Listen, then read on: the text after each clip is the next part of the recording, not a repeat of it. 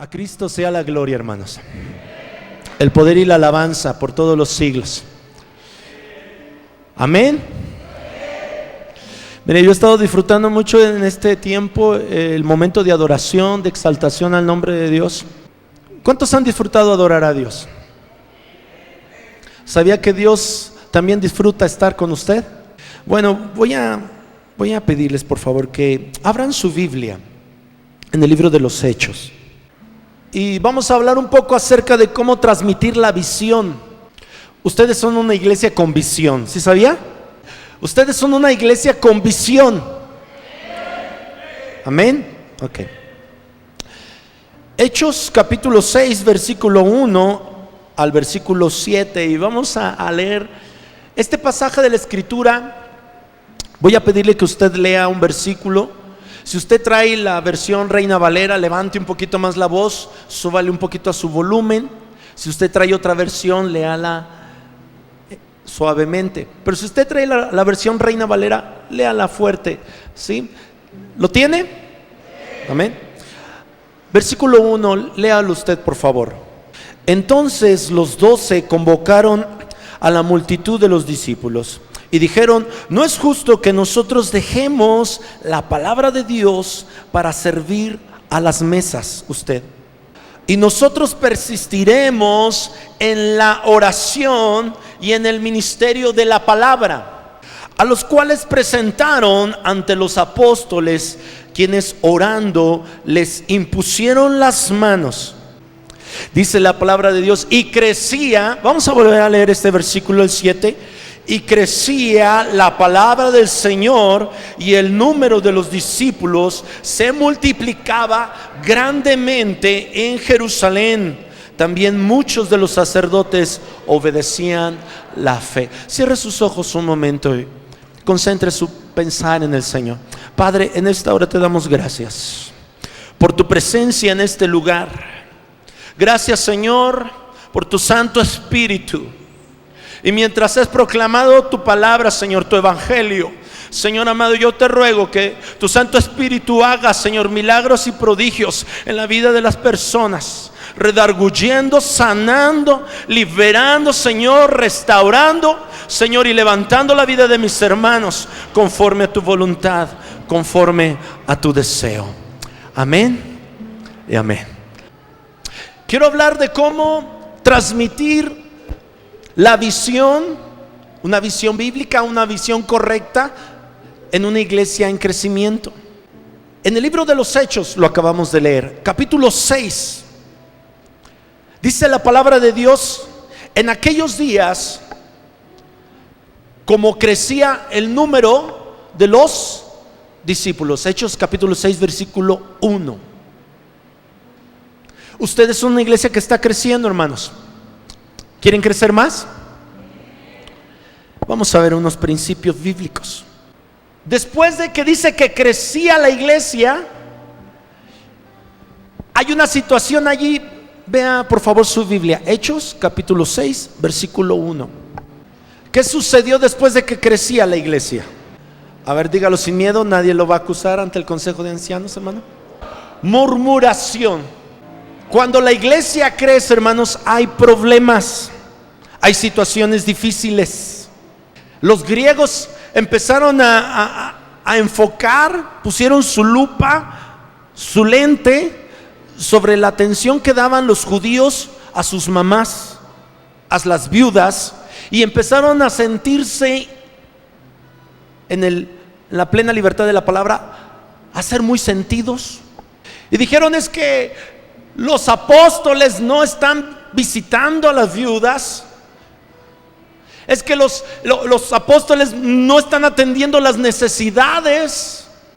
Y empezó a haber murmuración, a haber problemas. Yo sé que esto no se da en esta iglesia, yo nomás allá en Querétaro. Y los apóstoles, siendo guiados por el Espíritu Santo, acertaron en la forma en la cual debía de resolverse este problema. ¿De qué forma? Transmitiendo la visión bíblica de cómo debe de ser la iglesia. No se asuste, hermano, cuando haya problemas en la iglesia. ¿Cuántos tienen menos de un año aquí en esta iglesia? A ver, levante la mano. ¿Menos de un año? Ok. Por favor, no se asuste. Mire, si alguien viene y le dice: oye, ¿te fijaste que la hermana X no venía con su esposo? ¿Qué estará? Párela ahí y dígale: hermana, no me interesa saber de la hermana X, yo vengo a buscar al Señor. Amén. Ay, hermanos, porque nos es muy fácil quejarnos. Miren, los apóstoles, lo acabamos de leer, hay prioridades. Primera prioridad o primer asunto: mantener las prioridades espirituales de la iglesia. Aquí los apóstoles dicen: entonces los 12 convocaron a la multitud de los discípulos y dijeron: no es justo que nosotros dejemos la palabra de Dios para servir las mesas. Y cuando nosotros pensamos que los pastores, los apóstoles, las personas tienen que dejar de leer la palabra, de ministrar la palabra, les hago una pregunta: ¿será importante que los pastores estén en íntima comunión con Dios? Amén. Es muy necesario. Es que el pastor no me ha visitado, hermano. Hay una hermana allá. Les voy a platicar por los testimonios de Querétaro para que nadie se sienta aludido. Y si se parece a lo que usted viva, no diga gloria a Dios, porque si no todos se van a dar cuenta. Hay una hermana allá en Querétaro y me dice: pastor, qué milagro que viene a verme. Y tuve que decirle: hermana, vine a verla porque será todo un milagro que usted vaya a la iglesia. Podemos sentirnos y decir: es que a mí no me están haciendo caso, es que no están atendiendo las necesidades de mis hijos, las necesidades de mi familia, las necesidades. Miren, hermanos, denle gracias a Dios por su iglesia. Amén. Denle gracias a Dios por sus pastores. Y si tienen alguna queja, llévensela al Señor. Amén. Ok, hay varios que tienen este deseo. Dice la palabra del Señor. No se mueva de la escritura, vaya ahí conmigo. Hechos capítulo 6 versículo 2. No es justo que nosotros dejemos la palabra de Dios para servir las mesas. Buscad pues, hermanos, de entre vosotros a 7 varones de buen testimonio. ¿Cómo eran ellos? ¿Cómo eran? No se escucha. ¿Cómo eran? De buen testimonio. ¿Qué más sabían ellos? Llenos del Espíritu Santo y de sabiduría, a quienes encarguemos de este trabajo. Fíjense lo que ellos buscaron. La tarea era servir las mesas. Hay otra versión que dice llevar el dinero y comprar los víveres para estas viudas. Y pongamos atención en esto: los apóstoles escogieron. ¿A quiénes escogieron para esta tarea tan sencilla? A gente con buen testimonio. A ver, voltea al que está a su lado y diga: ahí te hablan. Y si lo mira feo, ya no se enoje con él, por favor. El apóstol Pablo da una lista. Voy a pedirles que vayan a 1 Timoteo 3, del 1 al 13. Una lista para los ancianos, para los diáconos, para aquellas personas que van a transmitir la visión a la siguiente generación. Aquí hay candidatos para ello. Voy a leerle mi versión. Dice: si alguno, un poco más atrás dice: haciendo una declaración digna de confianza. Es el apóstol Pablo. Si alguno aspira a ocupar el cargo de anciano en la iglesia, desea una posición honorable. Por esta razón, un anciano debe ser un hombre que lleve una vida intachable. Debe ser fiel a su esposa. Debe tener control propio. vivir sabiamente y tener una buena reputación. Con agrado debe recibir visitas y huéspedes en su casa. Y también debe de tener la capacidad de enseñar. No debe de emborracharse ni ser violento. Debe ser amable. No debe buscar pleitos ni amar el dinero. Debe dirigir, diga dirigir, bien a su familia. Y que sus hijos lo respeten y lo obedezcan. Pues si un hombre no puede dirigir a los de su propia casa, ¿cómo podrá cuidar la iglesia de Dios?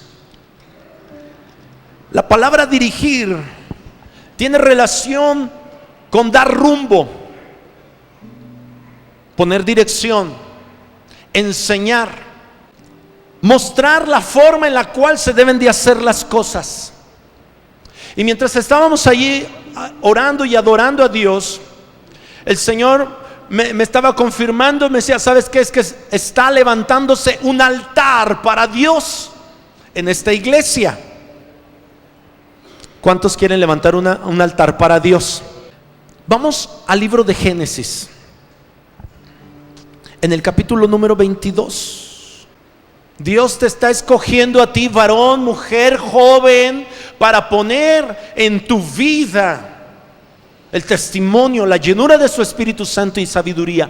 Génesis capítulo 22. Si tú te has tomado en serio a Dios, debes poner cuidado en las palabras que vamos a leer. Génesis capítulo 22 dice: aconteció después de estas cosas que probó Dios a Abraham. ¿Cuántos de aquí pasan pruebas? Poquitos. ¿Cuántos de aquí pasan pruebas? ¿Y qué se debe de hacer cuando hay una prueba? Le voy a decir, aquí está, un altar. Un altar.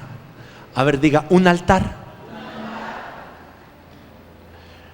Abraham le está enseñando a su hijo Isaac, le está transmitiendo la visión de cómo ser un hombre, un anciano maduro, un hombre de respeto para su familia. Lo acabamos de leer en el libro de Timoteo. ¿Cómo debemos de dirigirnos? ¿Cuántos de los que están aquí son líderes de su casa? Sea hombre o mujer, levante su mano. Cuando Abraham fue probado, dice la palabra de Dios, y le dijo a Abraham, y él respondió: heme aquí. ¿Cuántos dicen heme aquí? Mire, los voy a comprometer con el Señor, quieran o no, digan heme aquí. Y dijo: toma ahora tu hijo, tu único, Isaac, a quien amas, y vete a tierra de Moria y ofrécelo allí en holocausto sobre uno de los montes que yo te diré. Y Abraham se levantó muy de mañana y enalbardó su asno y tomó consigo sus siervos y a Isaac su hijo, y cortó la leña para el holocausto y se levantó y fue al lugar que Dios le dijo. Al tercer día alzó Abraham sus ojos y vio el lugar de lejos. Entonces dijo Abraham a sus siervos: esperad aquí con el asno, y yo y el muchacho iremos hasta allí y adoraremos y volveremos a vosotros. Lea usted por favor el versículo 6. Entonces habló Isaac a Abraham su padre y dijo: Padre mío. Y respondió: heme aquí, mi hijo. Y él dijo: he aquí el fuego y la leña, mas ¿dónde está el cordero para el holocausto? Este joven, porque ya no era un niño, aproximadamente él tenía entre 14 y 17 años, estaba acostumbrado a que su padre ofrecía altares, holocaustos para Dios. Él observa y se da cuenta que su padre trae un cuchillo, una daga, y que también trae el fuego en su mano. ¿Para qué es el cuchillo, hermanos? ¿Para qué es las armas? Para cortar, para herir, para hacer daño. Hoy en la tarde, mientras su esposa esté cortando el jitomate, no le diga, no le hagas daño al jitomate, ¿eh? Es para eso. Isaac estaba acostumbrado a ver a su padre que ofrecía un altar para Dios. Aleluya. En este momento no están los niños, pero hay muchos jóvenes que están aquí. Y nuestros jóvenes, nuestros hijos, se deben de acostumbrar a que el papá ofrece un altar para Jehová. Que la mamá que ha tomado ese cargo, porque tal vez no está el papá por alguna razón, esos pequeñitos deben de estar acostumbrados a que el líder de la casa le ofrece un altar a Jehová. Ahora, debemos de notar algo, hermanos. Ellos no están en el templo. No había templo en ese lugar. ¿Dónde estaban? En un monte. ¿Será fácil subir un monte? ¿Qué edad tenía en este entonces Abraham? Aquí hay varios estudiosos de la palabra. ¿Cómo cuántos años tendría? A los 100 años nació. Entonces, si usted le suma 14 o 17, pues como unos 114, unos 117 años. No voy a preguntar si hay alguien aquí de esa edad, pero compárelo con un joven de 14, de 17 años. Esto es para nuestros jóvenes. Imagínese a un hombre ya de días, con 114, 117 años, acompañado de un chamaco de 14, 15 años. ¿Lo tiene visualizado? Y Abraham le dice: vámonos, hijo, siervos, quedad ahí, vamos a subir. Oye, papá, como que se te está olvidando algo, ¿no? Traes el cuchillo para herir, traes la daga, traes la espada en tu mano. ¿Cuántos trajeron su espada? Amén. Álzala más arriba, que todos vean, que todos vean, que todos vean. No, pues nadie la alza, hermanos. Álzala más arriba, que todos vean que Cristo ya vive en ti. Amén. Papá, tú eres un hombre de la palabra. Sabes utilizar la palabra de Dios para darme sabiduría, para corregirme, para amarme, para cuidarme. Tienes la palabra que me sustenta. Traes un fuego en tu mano. Suba mi oración como el incienso, el levantar de mis manos como la ofrenda de la tarde, decía el salmista. El fuego de la oración, de la adoración. Abraham era un hombre acostumbrado al altar, y le estaba transmitiendo la vida de su hijo, lo que él tenía que hacer el día de mañana, cuando Dios lo metiera a prueba. ¿Qué hacemos nosotros, hermanos, cuando somos sometidos a prueba? Amén, levantamos un altar. Así es. Isaac, papá, padre, ¿y el holocausto? ¿Y el animal? ¿Dónde está? Oye, papá, como que la edad te está haciendo que se te vayan las ideas. Como que ya estás viejito y como que te estás quedando atrás. Pero mira, el holocausto hace falta un animalito. ¿Cuántos de los que estamos aquí hemos a veces juzgado a nuestros padres y pensamos que ya no saben lo que están haciendo? Pero cuando tú veas en la vida de tu papá, de tu mamá, que ama la palabra, que ama la oración, hermano, Dios va a proveer. En esta cita es la primera mención de la palabra adoración. Antes no se menciona la palabra adoración. Dios escogió este ejemplo para mostrarnos lo que es la adoración. Abraham tuvo que decirle a su hijo: Dios proveerá, hijo. Mira, hijo, cuando vayamos al altar cerca de Dios, tenemos que dar todo. Hermano, diga todo. Cuando vayamos cerca de Dios, tenemos que entregar nuestra misma vida en adoración, en servicio a Dios. Cuando nosotros llegamos allá a Querétaro, de las primeras cosas que hicimos después de acomodarnos en la casa y todo aquello, fue buscar escuela para mis hijos. Mi hijo todavía me preguntaba: y papá, ¿y por qué nosotros estamos acá en Querétaro?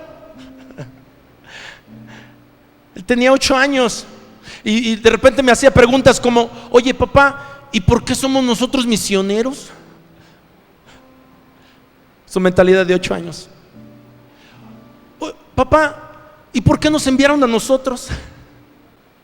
¿Sus hijos le hacen preguntas difíciles? Y cuando llegamos allá buscamos una escuela para ellos. Y fuimos a la Secretaría de Educación. Y me dijeron: vaya a las escuelas cercanas a su domicilio. Y fui a las escuelas cercanas a mi domicilio y me mandaron a la Secretaría de Educación. Y entonces empezamos a buscar en diferentes colonias y empezamos a preguntar: ¿no somos así los papás? ¿Nos preocupan nuestros hijos? ¿Les amamos?